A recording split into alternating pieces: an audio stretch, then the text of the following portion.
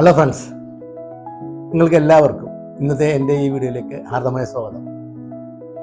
ഞാൻ മകളുടെ കല്യാണക്കാര്യമൊക്കെ പറഞ്ഞായിരുന്നല്ലോ. 2022 ജാനുവരി 1 തീയതിയായിരുന്നു മാരേജ്. അതിനുശേഷം എൻ്റെ അസുഖങ്ങളൊന്നും വലിയ പ്രോബ്ലംസ് ഇല്ലാണ്ട് പോയി. എനിക്ക് ജൂലൈ 19 എൻ്റെ സ്റ്റെൻറ്റ് റീപ്ലേസ് ചെയ്യുന്നത്. അപ്പോൾ ആ ഒരു കാലഘട്ടങ്ങളൊന്നും എനിക്ക് വലിയ ബുദ്ധിമുട്ടൊന്നും ഉണ്ടായിരുന്നു.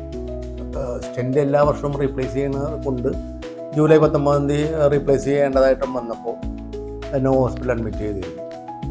ഇതിന് ശേഷമൊക്കെയാണ് ഞാൻ കാനഡയ്ക്ക് പോയ കാര്യങ്ങൾ കഴിഞ്ഞ പ്രാവശ്യം പറഞ്ഞത്. അപ്പോൾ ഈ കാര്യം ഞാൻ പറഞ്ഞില്ല. അതായത് സ്റ്റെൻറ്റ് റീപ്ലേസ് ചെയ്യാൻ ഞാൻ ലേക്ക് ഷോറിൽ അഡ്മിറ്റ് ആവുകയും ചെയ്തു. അഡ്മിറ്റായി എന്നെ റീപ്ലേസ് ചെയ്യാൻ വേണ്ടിയിട്ട് സർജറി റൂമിലേക്ക് കൊണ്ടുപോവുകയും ചെയ്തു. റീപ്ലേസ് ചെയ്യാൻ ശ്രമിക്കുമ്പോൾ ആക്ച്വലി എൻ്റെ സ്റ്റെൻറ്റ് എടുത്തതിന് ശേഷമാണ്, പഴയ സ്റ്റെൻറ്റ് എടുത്ത് മാറ്റിയതിന് ശേഷമാണ് പുതിയ സ്റ്റെൻറ്റ് ഇടേണ്ടത്. പക്ഷേ പഴയ സ്റ്റെൻറ്റ് ഊരാൻ പറ്റിയില്ല. ഭയങ്കര ബുദ്ധിമുട്ടായിരുന്നു ഡോക്ടേഴ്സ്. ഒരുപാട് കണഞ്ഞ് പരിശ്രമിച്ചു. അതിന് ചുറ്റും ഈ സ്റ്റെൻറ്റിനൊക്കെ ചുറ്റും കാൽഷ്യം ഒക്കെ വന്ന് അടിഞ്ഞ്, മ്യൂക്കസ് എല്ലാം കാൽഷ്യ രൂപത്തിൽ വന്ന് അടിഞ്ഞ് അത് ഊരാൻ പറ്റാത്ത വിധത്തിലായി. അവസാനം അവർ ഫോഴ്സ്ഫുള്ളി എടുക്കേണ്ടി വന്നപ്പോൾ ഓവർ ബ്ലീഡിങ് ആയി. ഒരുപാട് കല്ലുകളുണ്ടായിരുന്നു, അതെല്ലാം അവർ പൊട്ടിച്ചെടുത്തു. അതെല്ലാം അവർ ഒരു കുപ്പിയിലാക്കി നമുക്ക് തരുകയും ചെയ്തു. ഓവർ ബ്ലീഡിങ് ആയിട്ട് എന്നെ നേരെ അവർ വെന്റിലേറ്ററിലേക്ക് മാറ്റി. വൈഫ് ഇതൊന്നും അറിയുന്നില്ല, പിന്നെ ഞാൻ അറിയുന്നില്ലല്ലോ. ഞാൻ ഒന്നും അറിയാറില്ല ഇങ്ങനത്തെ കേസ് വരും. അപ്പോൾ എന്നെ വെയിറ്റ് ചെയ്ത് അവർ നിൽക്കുമ്പോഴും ഞാൻ വരുന്നത് കാണുന്നില്ല. കാരണം ഒരു ദിവസം അവിടെ ഇട്ട് പിറ്റേ ദിവസമാണ് എന്നെ വിടുന്നത്. അണണ്ടായപ്പോൾ ഡോക്ടേഴ്സിനോടൊക്കെ ചോദിച്ചു, പറഞ്ഞു ലോൺസ് അത്യാസന്ന നിലയിലാണ്, അത് കവർ ചെയ്യട്ടെ. അപ്പോഴാണ് അവർ എന്താ കാര്യം ചോദിക്കുന്നത്. അപ്പോൾ പറഞ്ഞു പുള്ളി വെന്റിലേറ്ററിലായി, ഓവർ ബ്ലീഡിങ് ആയി, നിരീക്ഷിച്ചുകൊണ്ടിരിക്കുകയാണ്. പെട്ടെന്ന് ഓക്കെ ആയ പുള്ളിയെ പുറത്തേക്ക് കൊണ്ടുവരാം, അതുകൊണ്ടാണ് പറയാൻ ഞാൻ. എൻ്റെ വൈഫ് വേറെ പടപ്പായി, കാരണം വെന്റിലേറ്ററിലായി പോകുന്നതൊന്നും അറിയില്ലായിരുന്നു. പെട്ടെന്ന് എല്ലാവരെയും വിളിച്ചു കൂട്ടി ഇങ്ങനെ വെന്റിലേറ്ററിലാണെന്നൊക്കെ പറഞ്ഞു. അവസാനം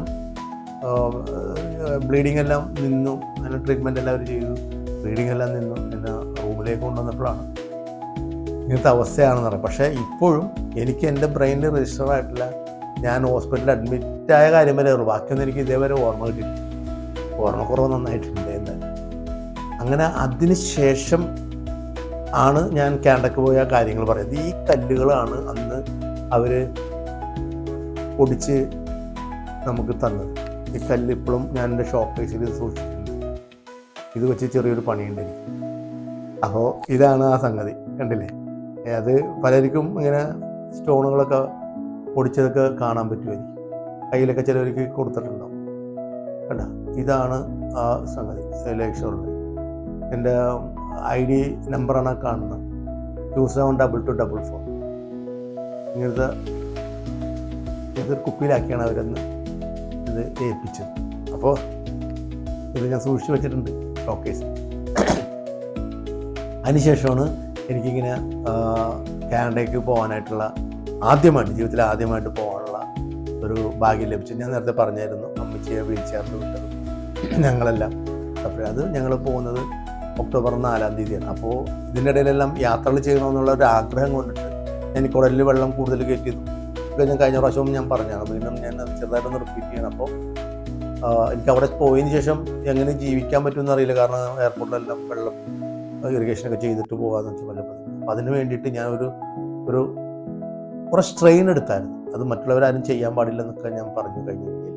അങ്ങനെ അധികം പേര് ചെയ്യരുത്. ഞാനിങ്ങനെ ഒരു ഓവർ റിസ്ക് എടുക്കുന്ന ഒരു മനുഷ്യനായതുകൊണ്ട് അങ്ങനെയാണ് ഞാൻ ദുബായിലെത്തുകയും മരുമോൻ്റെ അവിടുത്തെ ഫ്ലാറ്റിൽ താമസിക്കുകയും.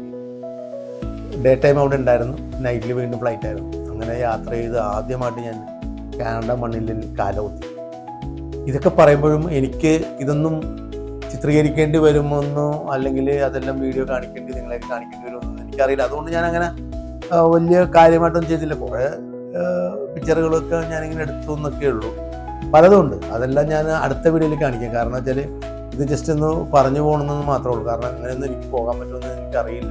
ഇങ്ങനെ എൻ്റെ ജീവിതത്തിൽ സംഭവിക്കുമെന്ന് എനിക്കറിയില്ല. ഇനി ഞാൻ ജീവിച്ച് വരുമോ എന്നും എനിക്കും അറിയില്ല. അതുകൊണ്ട് ജസ്റ്റ് ഒരു വീഡിയോ ഞാനിങ്ങനെ പല സ്ഥലങ്ങളിലും പോയതും നയാഗ്ര കാണാൻ പോയതൊക്കെ ഇങ്ങനെ വീഡിയോസൊക്കെ എടുത്തിട്ടുണ്ട്. അപ്പോൾ അതൊക്കെ ഞാൻ നിങ്ങളെ ചെറുതായിട്ട് കാണിച്ചു തരാം. കാരണം ക്യാൻസറിൻ്റെ കാര്യങ്ങൾ എപ്പോഴും പറയുമ്പോൾ അതൊരു ബോറടിയായിരിക്കും. കാരണം മരിക്കാതെ നിൽക്കണം കൊണ്ടിട്ടാണ് ഇത്തരം കഥകൾ പറഞ്ഞത്, അല്ലെങ്കിൽ കഥ പറയാൻ ഞാനിവിടെ ഉണ്ടാകുകയില്ല. അപ്പോൾ ഇന്നത്തെ വീഡിയോ ഞാൻ സത്യം പറഞ്ഞു കഴിഞ്ഞാൽ ഇതോടുകൂടി വൈൻഡപ്പ് ചെയ്യുകയാണ്. അടുത്ത വീഡിയോയിൽ ബാക്കിയുള്ള കാര്യങ്ങളൊക്കെ പറയാം. ഓക്കെ, അടുത്ത വീഡിയോയിൽ കാണുന്നവരെ ബൈ ബൈ.